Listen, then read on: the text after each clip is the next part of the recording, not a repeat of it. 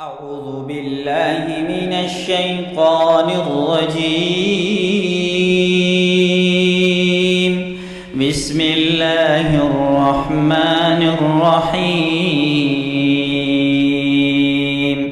قل أعوذ برب الفلق من